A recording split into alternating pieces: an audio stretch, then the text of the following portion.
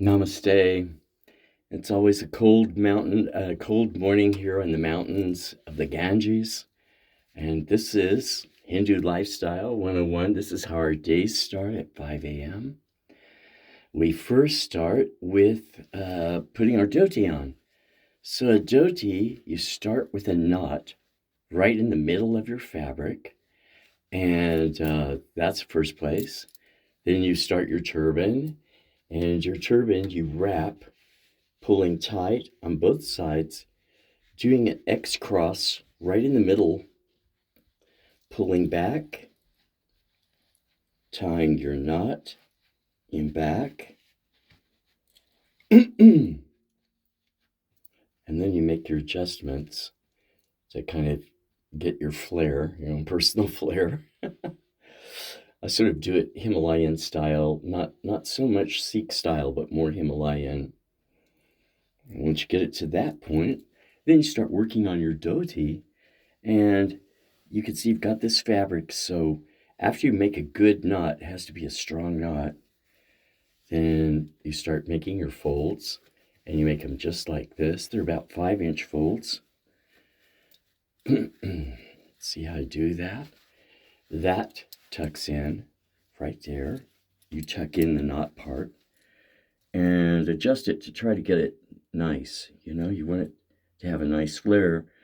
That's how you get all of those nice pleats in the front. So that comes from the right-hand side. Then you reach underneath. This goes between the legs, this part here. And you take that, open up your fabric like so, pull together. This is basically a 6-yard dhoti. In India, they have them 12 as well. And then see how I folded that? It makes a nice turn, get that nice and flat, and that tucks in the back. So it's kind of like creating, a diaper. And then the next layer is either a vest or a kurta. I'm just wearing a vest today because it's pretty warm. And that comes in here. You just put that. This one's from Jaipur. It's silk, and the buttons are all sapphires. It makes for a nice look in the morning. Pretty easy to do, too. And then you're going to put on your tilaka. Your tilaka indicates what sect you are when you're Hindu. So today I'm going to a special program for Vaishnavas. I'm going to a Krishna temple. So that is Gopi Chandan. And this is mud that comes from the banks of the river Yamuna, which is where Krishna was born and grew up. And so you can see, you take that. It's this very special, like mud that they use. You use your fourth finger and you take it from the mud. And this goes right here, right down to there. Clean out the middle. And then you put a little red dot of vermilion, showing that you're Hindu. Then next I'm going to put on some necklaces that also indicate your sect. And so this one is made of, the wood is tulsi, from the tulsi tree. And that's a very special tree. A woman prayed to take care of Krishna, so she turned into a tulsi tree so she could protect him from the sunlight. And on this, you're going to see that's the Om sign. It kind of looks like a 3. So in Sanskrit, O, that's O. Then this is and this is So you're actually saying Om, Om. Om is the primal sound in our religion. It's the beginning without end. It's in the beginning was the word was with God. That's what it says in the Rig Veda, just almost identical to the Old Testament. And that word was Om. So Hindus, they'll chant that word. It's our primary mantra, and it's a way of centering and connecting yourself with your higher power, with God. Mine is inlaid with very, very beautiful precious stones. It was a gift to me from His Royal Highness. And so the first stone, that's right, and this is according to my astrology, being Aquarian, the way that that works out is my first stone is an amethyst. That's my birthstone. And then the second stone is an emerald. If you can see, there's an emerald. The third one is a really beautiful diamond. And the fourth one is moonstone, which represents the moon. The one in the center is the yellow sapphire. That's a very, very lucky, beautiful stone in India. Next one is carnelian. The next one is the Padpahashadara. That's an orange sapphire. And then I have a blue sapphire and moonstone. So each one of those is a planet. You have Venus, Mars, the sun, the moon, Jupiter. The blue sapphire is Saturn, and the final moonstone represents the moon. So by wearing this with the Tulsi, I'm invoking Krishna for protector, and I'm also asking that all my planets go perfect today for good luck and all of that. That goes right at your throat chakra, and you can see what a powerful stone that is. It's a very powerful talisman that would be one of the first things that a Hindu person would put on in the morning. And then next, I had this beautiful necklace that was given to me at the palace, and these are pearls with rubies. And then you have a Shriji there that's in diamonds, emeralds, rubies, and also very, very small yellow sapphires. I don't know if you can see that really well. It's such a beautiful piece. So this is Sriji, and this is basically Krishna as a little boy. It is a beautiful piece. And so when Hindu people have something like that, they really treasure. This was a present to me from the Maharaja. Really, he's my king, and I really, really respect that piece. When you wear pearls and rubies in India, it means that you're a prince, or like an adopted prince. It means you're very, very high caste and in an important position in the kingdom. And the final thing I wear is Rudraksha beads. And these seeds are called the tears of Lord Shiva. They fall from a tree, the Rudraksha tree. And that tree produces a fruit. And the fruit is actually bright blue. If you see it, almost the color of like in my turban. And when it falls to the ground, then the ants come and eat away the fruit. And it leaves on the ground a seed that can be collected. It has a natural hole in it, so it can be strung. And mine's been in 22 karat gold. And this is the symbol of worshiping Shiva. Shiva can't accept worship unless you wear a Rudraksha mala. So that way I'm kind of covering all the bases here. I really respect and love Lord Shiva.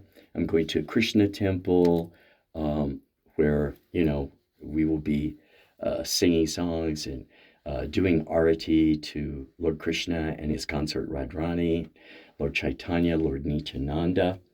And so I'm getting there. Like, this is the first steps of getting ready to do worship. As I said, this is a morning ritual. In our religion, we worship every single day of life. We wake up at 5 a.m.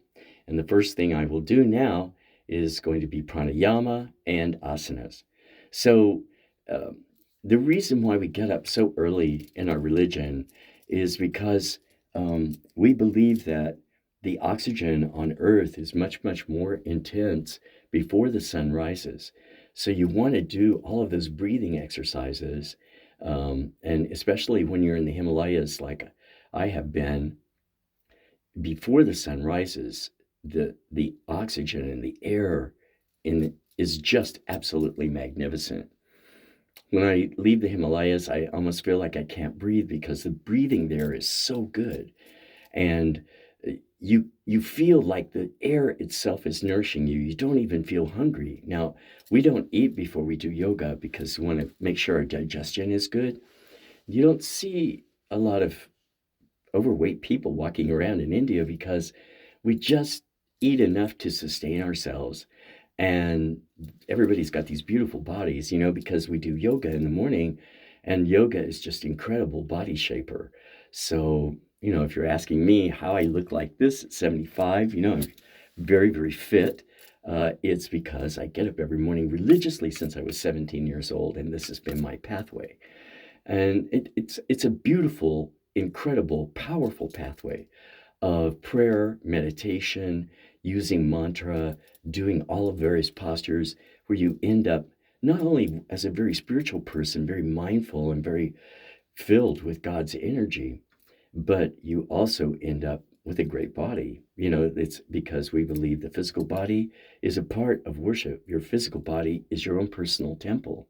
And we try to prepare our body so that the presence of your higher power, of God, however you perceive of him, whether it's Jesus Christ or Buddha, Lord Krishna, Lord Rama, whichever message in life is most appealing to you, you want to create a temple for that God to live within you. That way, when we say namaste to people, it means I salute the divine in you.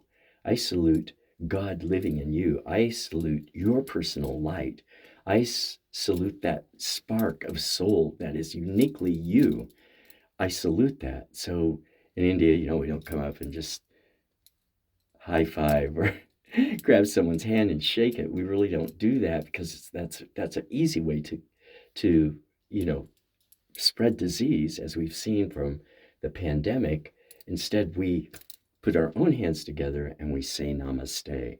And in a country of over 1 billion people, that's a much more hygienic way to greet one another, and at the same time really respect and love one another. So it's a little bit different in this culture. And that being said, let's do some pranayama exercises, and you'll see kind of like how we do that. So we will start out doing a little bit of qigong. Um, and what I usually do is cloud hand. So one of the first things I do is inhaling and moving my hands back and forth.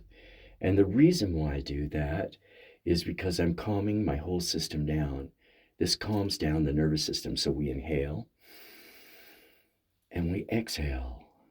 And so we're going to do that. And then you're also going to see me. I'm not going to explain all these things. I'm just going to let you kind of watch my morning ritual. We take a right hand always, thumb on right nostril, third finger on left nostril, and our index finger on the ajna, which is our third eye point. That's our eye of intuition, our eye of knowledge. And we activate all those things by inhaling through the right nostril, 1, 2, 3, 4, holding it 7 counts, 1, 2, 3, 4, 5, 6, 7, exhaling right through your left nostril, 1, 2, 3, 4, 5, 6, 7, 8. So your pattern is 4, 7, 8, 4, 7, 8. And so these are all things when you do a retreat with me, I personally help you with. I teach you how to do it so it becomes a part of your morning ritual too, so that you can really have this yogic spiritual lifestyle that I absolutely swear by. It's like, when I feel so good in my mid 70s, I'm doing so great. And I know it's because of this spiritual lifestyle. That being said, let's greet the dawn. So we're basically start our day somewhere along the line. I'm going to grab my pashmina.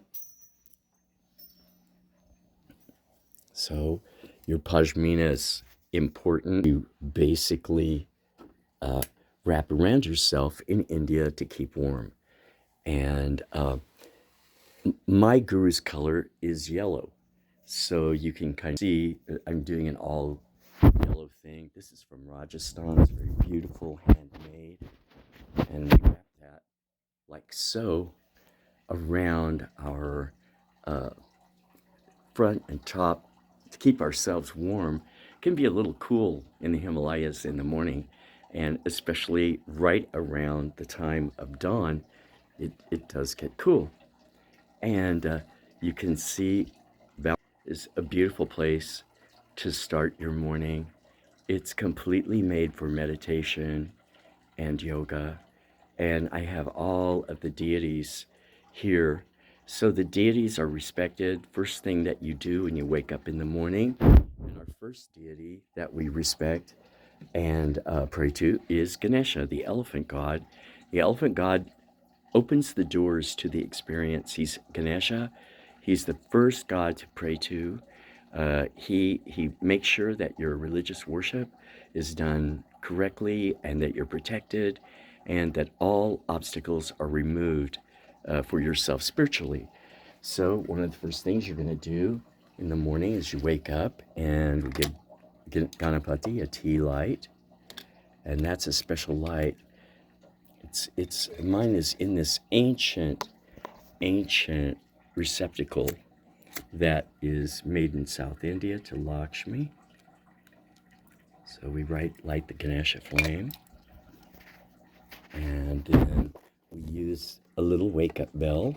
It's not a heavy bell, it's a nice little light bell, and that's waved around to Ganesha to light your morning, to light the way.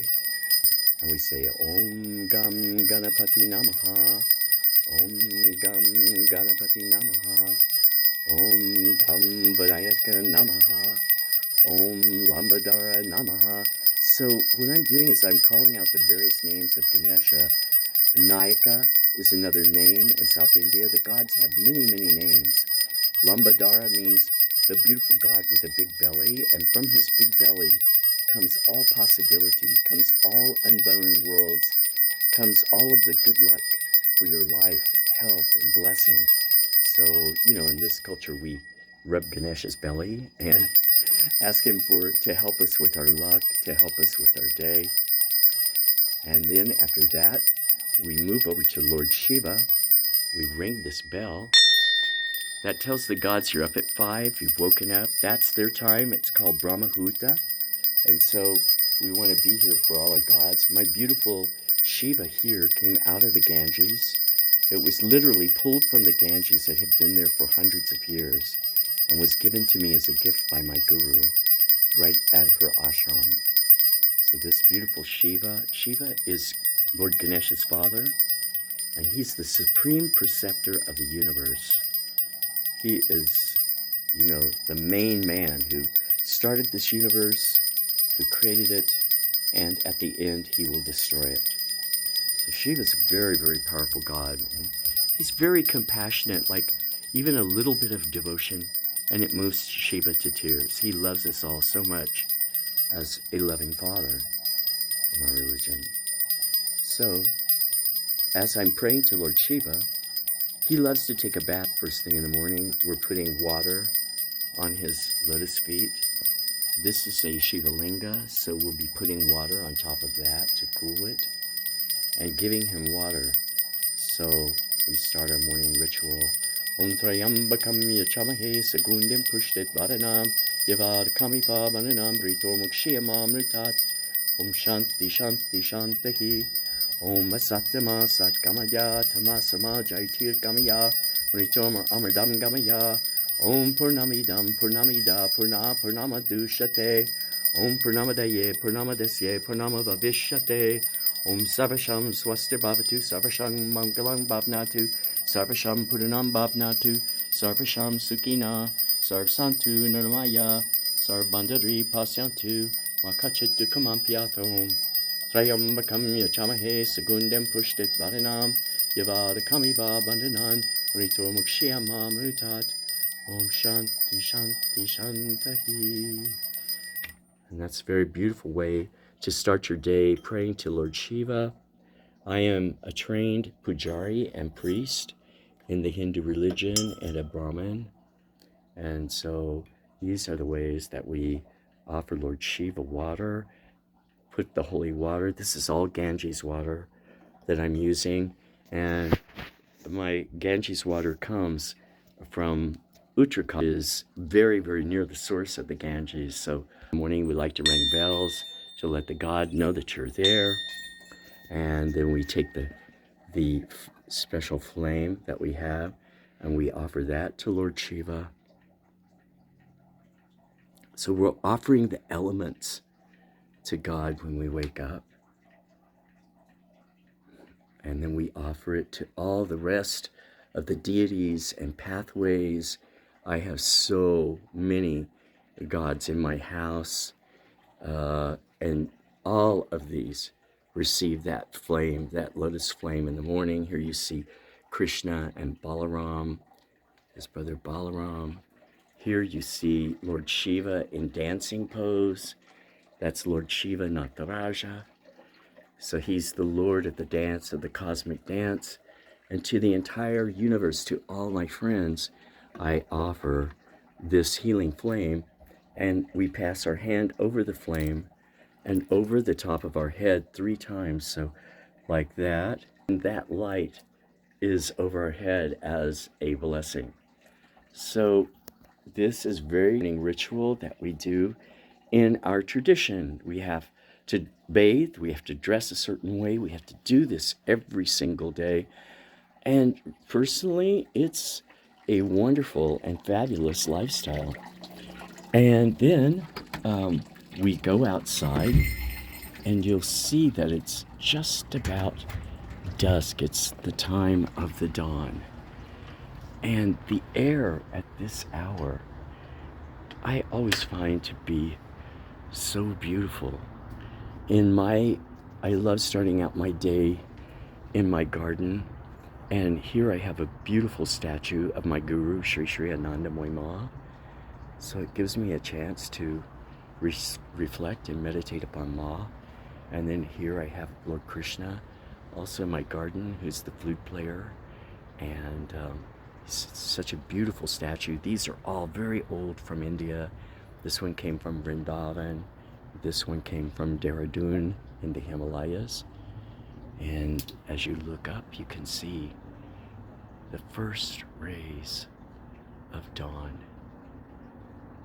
So it's a wonderful time to meditate and begin your day breathing that fresh air. Like I said, we put our hands here. So we're going to breathe through right nostril 4, 1, 2, 3, 4.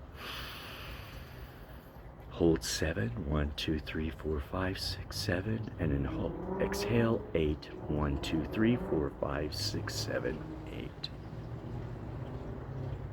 Then now left nostril 1, 2, 3, 4.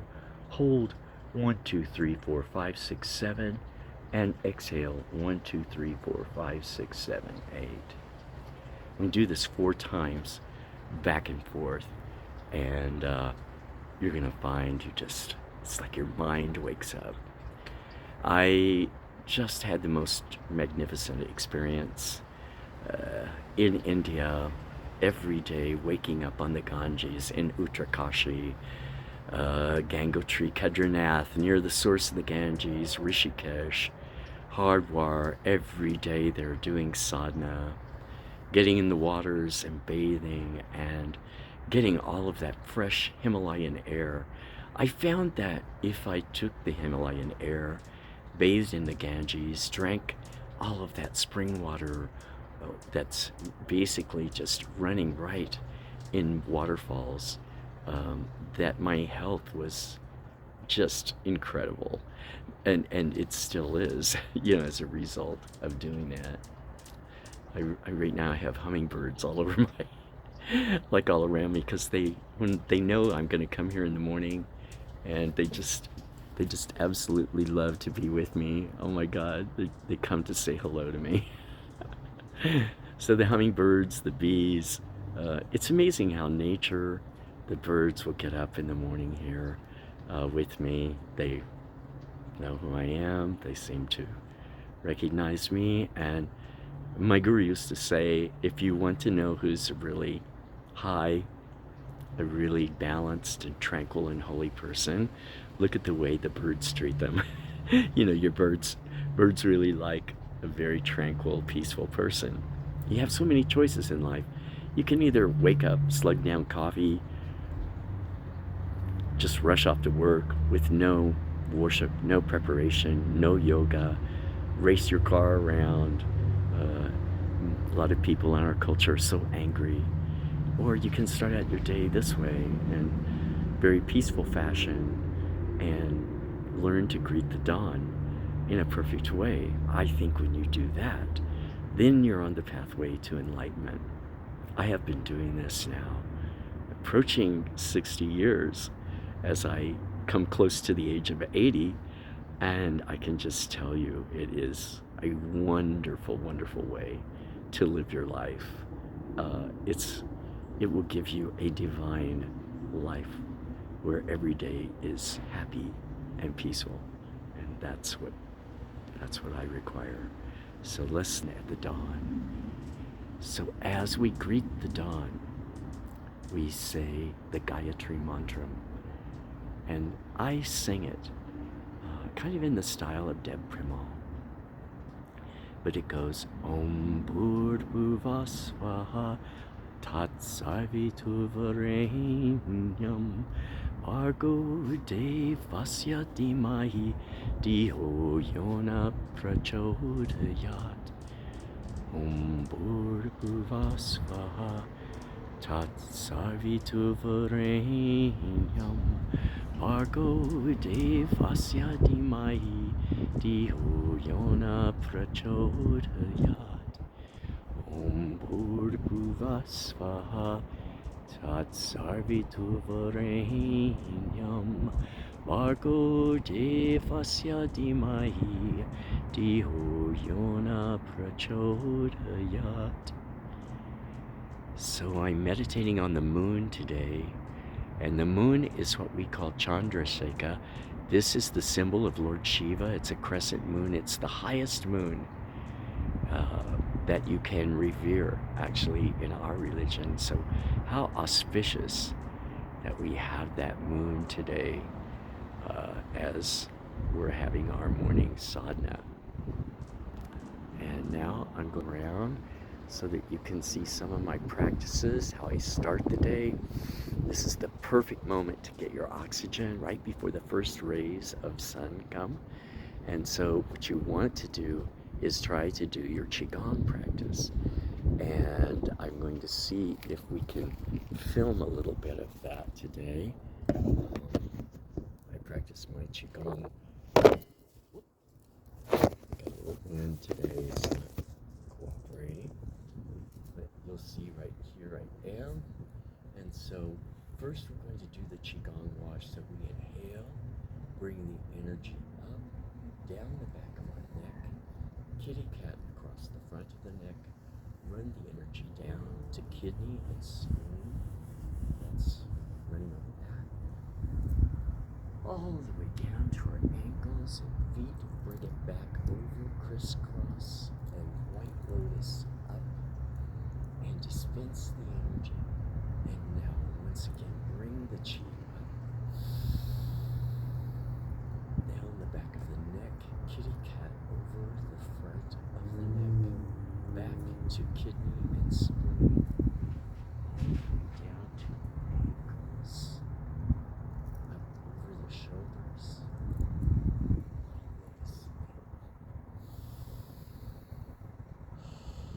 The chi is the energy. Energy is energy. So I'm bringing the chi into my body for a while.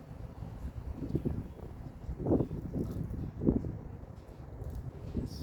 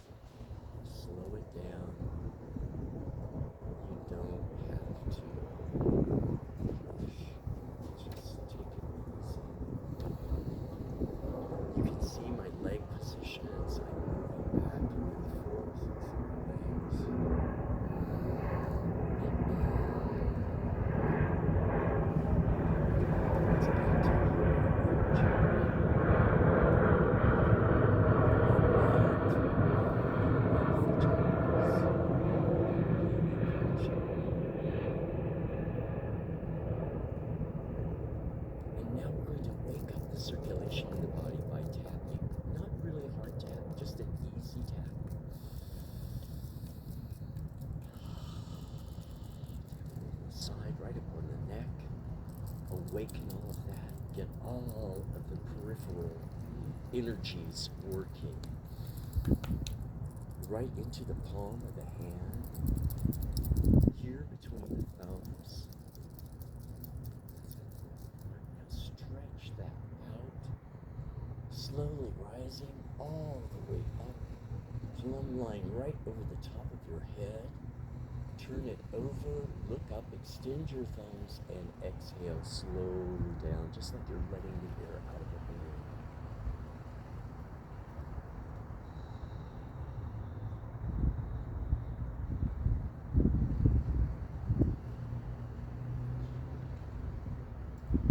Making a pinch at the base of the spine, and we're moving the energy. Inhale. Exhale.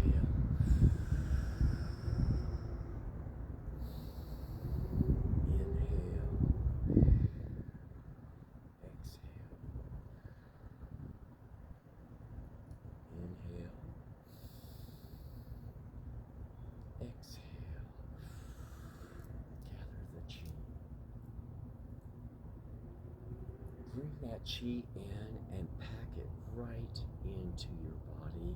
You can see I'm holding the chi at the base of the spine. And now we bring the right hand back, pinch at the base of the spine, and start gathering the chi. Wow, what a beautiful moment. We bring it in, getting the chi, and let that come once again all the way up to the apex of the sky. And down through the various chakras. We're going to do the yogic pose for steadiness, the crane. Just bring that leg right up, hands out. Lift right up in ecstasy. Bring that energy through the body, powerful. Bring steadiness, peace, warmth, and love all the way up. Knee back and down, and now move that energy, hold on to that with the chi. Bring it up, all the way down. Left foot up into crane, hold it there, all the way up. Shiva pose, bring it down. All the way up and bringing the energy. You can see how we are morphing yoga with Qigong. I like doing the Qigong warm-up in the morning because you literally don't need a yoga mat. You don't have to change your clothes. You don't have to get down on the ground. And it's a wonderful way to warm up for your regular yoga practice. So bringing all these around. Now let's do a little bit of eagle flies to the top of the mountain. Bring those wings out, bring it back into the lower dantian, and bring it to the dantian. Inhale, bring it out and into the dantian, bring it out. Now our hands go up, stance back, and come right into where you're one. Down, touch your toes, back up, over the head, extend the other way. Watch the alignment of your hands. You want to be on the same plane of ecliptic. That back hand comes through, up, and down. Namaste. Shiva pose. Shiva pose. Hands all the way up and down. Now I want you to just take a look at the beauty of what I'm looking at here is the dawn, and it's just as beautiful here, honestly, as it is in the Himalayas. And we have this amazing crescent moon of Shiva overhead, and right there is the morning star. Wow, what a beautiful way to wake up and greet the morning. Here at Belmont Manor, I have brought the Himalayas with me. The peace and the beauty of greeting another day of life.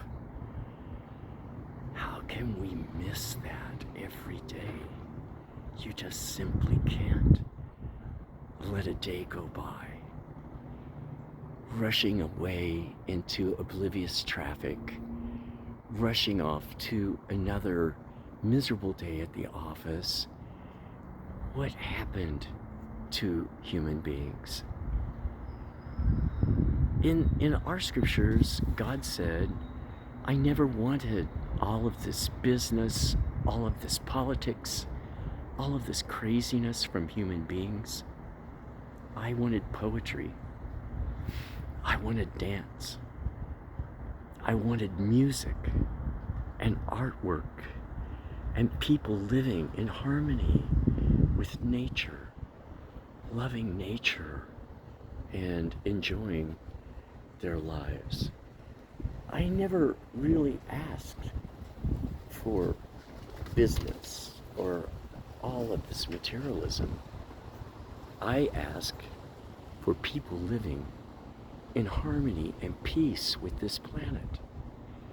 So I think somewhere along the way, mankind got really off track and we're missing the important things of life. All these people that wake up angry and put on the news channel and listen to politics is crazy.